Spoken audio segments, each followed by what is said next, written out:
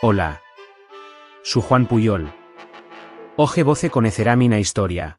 Bem-vindo de volta! Você sabia que os desembarques na Normandia, durante a Segunda Guerra Mundial, só foram possíveis graças ao papel decisivo de um espião?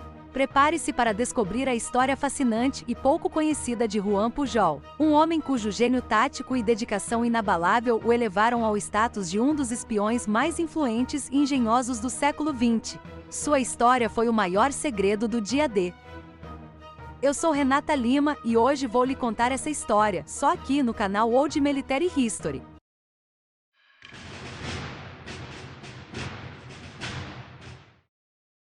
Juan Miguel Valentín García Guijarro nasceu em 14 de fevereiro de 1912 em Barcelona, Espanha.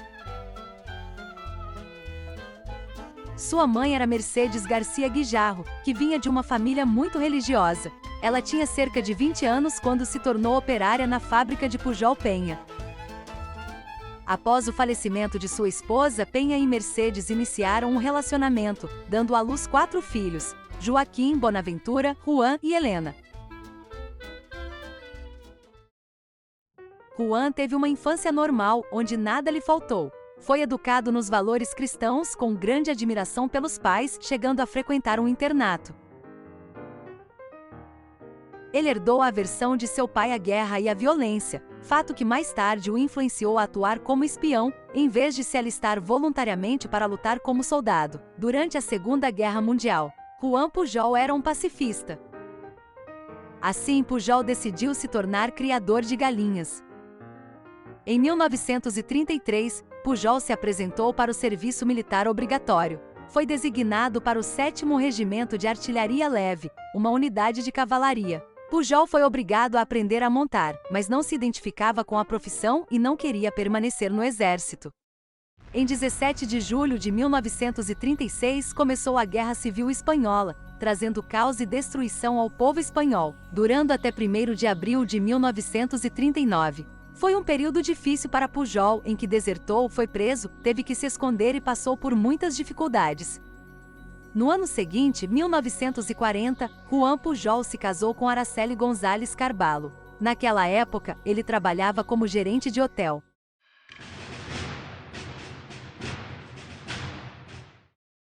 No início da Segunda Guerra Mundial, depois de desenvolver uma aversão ao extremismo político de todos os tipos durante a Guerra Civil Espanhola, as convicções humanistas de Pujol não lhe permitiram fechar os olhos ao enorme sofrimento causado pelos nazistas. Assim, Pujol decidiu se tornar um espião da Grã-Bretanha para fazer algo para o bem da humanidade. Pujol contactou a embaixada britânica em Madrid, que rejeitou a sua oferta. Portanto, ele resolveu se estabelecer como agente alemão, antes de abordar novamente os britânicos para oferecer seus serviços como agente duplo.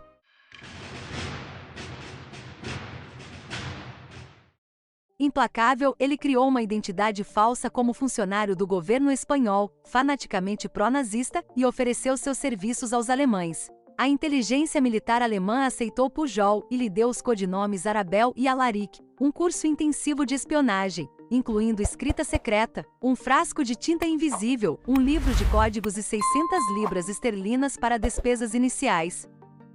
Suas instruções eram se mudar para a Grã-Bretanha e recrutar uma rede de agentes britânicos. Em vez disso, mudou-se para Lisboa, capital de Portugal.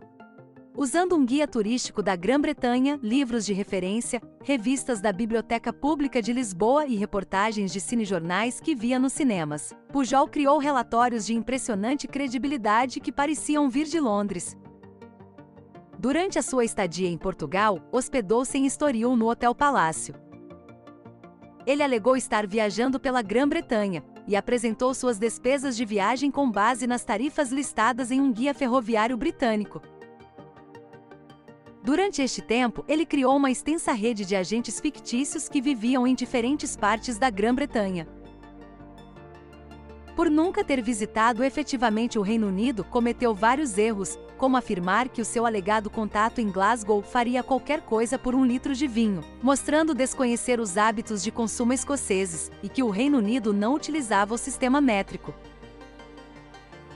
Os seus relatórios foram interceptados pelo sistema de comunicações britânico, Ultra, e pareciam tão credíveis que o Serviço de Contra-Espionagem britânico lançou uma operação de caça a espiões em grande escala em Glasgow e outros locais. Um de seus agentes fictícios relatou aos alemães um comboio de 5 navios saindo da Baía de Caernarvon, no noroeste do país de Gales. A mensagem foi interceptada pelos britânicos. Como o Serviço de Contra-Espionagem britânico considerava que não havia mais espiões alemães na Grã-Bretanha, iniciou-se uma caçada frenética em busca do suposto espião. Novos relatórios do espião fictício mencionaram o comboio movendo-se para o sul, o que levou a Alemanha a enviar submarinos e navios para emboscá-lo. Aviões italianos com torpedos foram posicionados na Sardenha. Milhares de horas de trabalho cruciais, toneladas de combustível e recursos navais importantes estavam sendo enviados para combater um fantasma. Obviamente, nenhum comboio foi encontrado, mas os alemães colocaram a culpa nos italianos, não em Arabel. Assim, ele voltou a oferecer seus serviços aos britânicos, deixando claro que já trabalhava para os alemães. Após entrevistas da inteligência militar britânica, Juan Pujol foi finalmente aceito pelos aliados. Sua família foi transferida para a Grã-Bretanha, e Pujol recebeu o codinome Garbo, em referência à famosa atriz de cinema, pois, segundo os britânicos, Pujol era um excelente ator. Pujol e seu controlador, Thomas Harris, passaram o resto da guerra expandindo a rede fictícia, com Arabel se comunicando com os controladores alemães primeiro por cartas, e depois por rádio. Ao final, os alemães acabaram por financiar uma rede de 27 agentes, todos fictícios. Juntos, Harris e Pujol escreveram 315 cartas, com uma média de 2.000 palavras, endereçadas a uma caixa postal de Lisboa, fornecida pelos alemães. A sua rede de espionagem fictícia era tão eficiente e detalhada, que os seus controladores alemães ficaram sobrecarregados e, segundo algumas fontes, não fizeram mais tentativas de recrutar espiões adicionais no Reino Unido. A informação fornecida à inteligência alemã era uma mistura de ficção completa, informação genuína de pouco valor militar e informações valiosas atrasadas intencionalmente.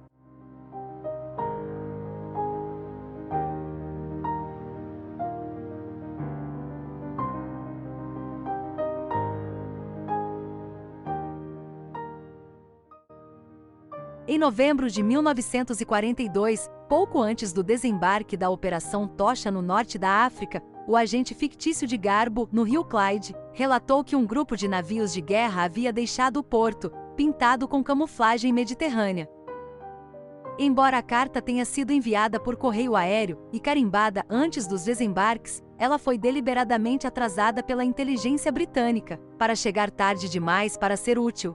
Pujol recebeu uma resposta afirmando: "Lamentamos que eles tenham chegado tarde demais, mas seus últimos relatórios foram magníficos." Ocasionalmente, ele teve que inventar as razões pelas quais seus agentes não conseguiram relatar informações facilmente disponíveis, que os alemães certamente veriam a ter conhecimento. Por exemplo, ele relatou que o seu agente fictício de Liverpool adoeceu pouco antes de uma grande movimentação da frota daquele porto e, portanto, não foi capaz de relatar o evento. Para apoiar esta história, o agente acabou por morrer e um obituário foi publicado no jornal local como mais uma prova para convencer os alemães. Os alemães também foram persuadidos a pagar uma pensão à viúva do agente. Aos poucos, Hitler começou a confiar pessoalmente nos relatórios de Arabel, presumindo que todas as informações enviadas por ele eram verdadeiras. Para a comunicação por rádio, Arabel precisava da criptografia manual mais forte que os alemães possuíam. Os alemães forneceram a Arabel este sistema que, obviamente, foi fornecido aos decifradores aliados em Bletchley Park. As mensagens criptografadas de Arabel deveriam ser recebidas em Madrid, descriptografadas manualmente e recriptografadas com uma máquina Enigma, para retransmissão para Berlim. Tendo acesso tanto ao texto original quanto à interceptação dele, codificada pela Enigma, os decifradores aliados tinham o melhor material possível para decifrar as mensagens enviadas pelo sistema de criptografia alemão.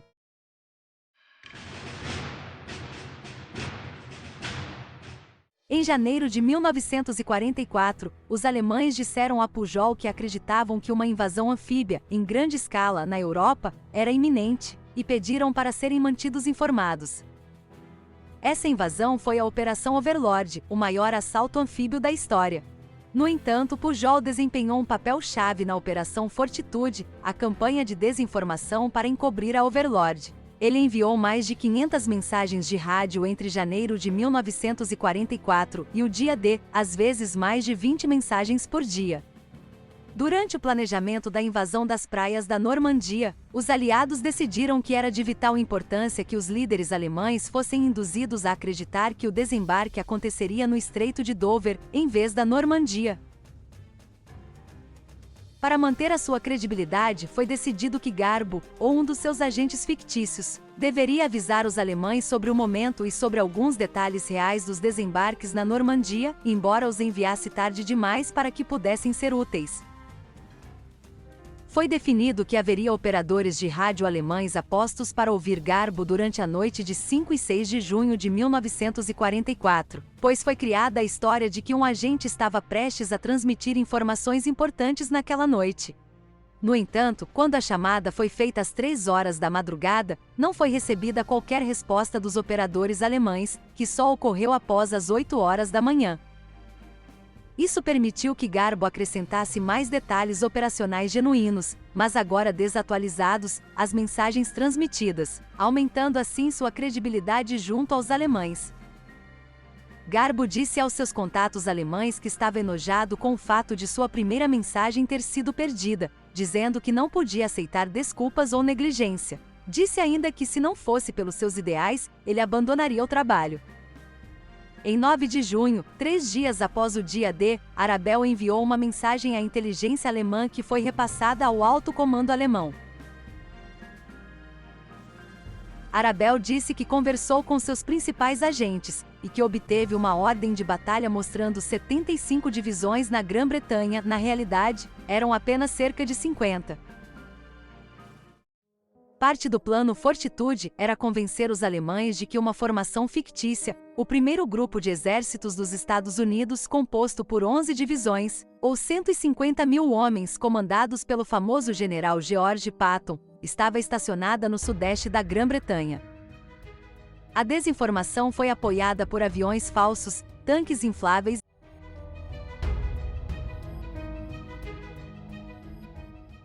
e vans que viajavam pela área transmitindo falsas mensagens de rádio.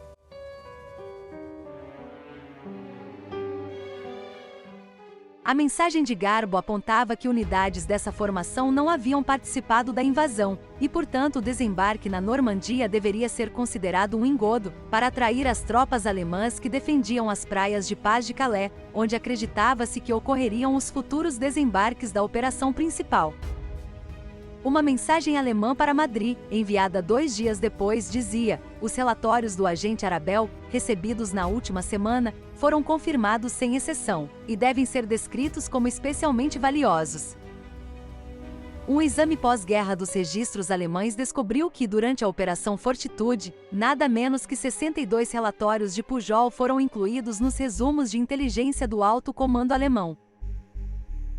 Os alemães aceitaram os relatórios de Garbo tão completamente que mantiveram 2 divisões blindadas e 19 divisões de infantaria em Pas de Calais, esperando por uma segunda invasão durante julho e agosto de 1944. O comandante em chefe alemão no oeste, Marechal de Campo Gerd von Rundstedt, recusou-se a permitir que o general Erwin Rommel transferisse essas divisões para a Normandia. Havia mais tropas alemãs na região de Pas de Calais, 2 meses após a invasão da Normandia, do que no dia D. No final de junho, Garbo foi instruído pelos alemães a relatar a queda de bombas voadoras V1. Não encontrando nenhuma maneira de fornecer informações falsas, sem levantar suspeitas, e não estando disposto a fornecer informações corretas, Harris providenciou a falsa prisão de Arabel. Ele voltou ao trabalho alguns dias depois, agora com a necessidade de evitar Londres, e encaminhou uma carta oficial de desculpas do ministro do Interior, forjada, por sua detenção ilegal. Os alemães pagaram a Pujol $340 mil ao longo da guerra para apoiar sua rede de agentes, que a certa altura totalizou 27 personagens fictícios. Como Arabel, foi condecorado com a Cruz de Ferro de segunda classe, em 29 de julho de 1944, por seus serviços prestados ao esforço de guerra alemão. O prêmio era normalmente reservado aos combatentes da linha de frente, e exigia a autorização pessoal de Hitler. A Cruz de Ferro foi concedida via rádio. Como garbo, ele recebeu a ordem mais excelente do Império Britânico, do rei George VI, em 25 de novembro de 1944. Os nazistas nunca perceberam que haviam sido enganados. Pujol, juntamente com Ed Chapman, outro agente duplo, ganhou a distinção de estar dentre os poucos a receber condecorações, de ambos os lados, durante a Segunda Guerra Mundial.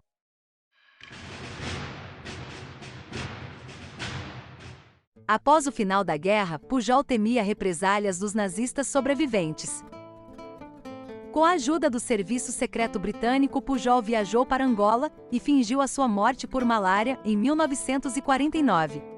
Mudou-se então para Lagunitas, Venezuela, onde viveu em relativo anonimato, cuidando de uma loja de presentes e de livros. Pujol se divorciou da primeira esposa e casou-se com Carmen Cília, com quem teve 2 filhos, Carlos Miguel e Juan Carlos, e uma filha, que faleceu em 1975, aos 20 anos. Em 1984, Pujol se mudou para a casa de seu filho Carlos Miguel, em La Trindade, Caracas. Em 1971, o político britânico Rupert Allasson, escrevendo sob o pseudônimo de Nigel West, interessou-se por garbo. Pujol e Allasson finalmente se conheceram em Nova Orleans, em 20 de maio de 1984. Eles trabalharam em sua autobiografia de título, Operação Garbo, publicada em 1985. A pedido de Allasson, Pujol viajou para Londres e foi recebido pelo príncipe Philip no Palácio de Buckingham, numa audiência invulgarmente longa. No 40º aniversário do dia D, em 6 de junho de 1984, Pujol viajou para a Normandia para visitar as praias e prestar homenagem aos mortos. Pujol morreu em Caracas em 1988 e está enterrado em Chorone, uma cidade dentro do Parque Nacional Henri Pittier, perto do Mar do Caribe. Você já conhecia essa fantástica história? Na sua opinião, qual foi o segredo do sucesso de Juan Pujol? Se você gostou de assistir, não se esqueça de deixar o seu like e de se inscrever no canal.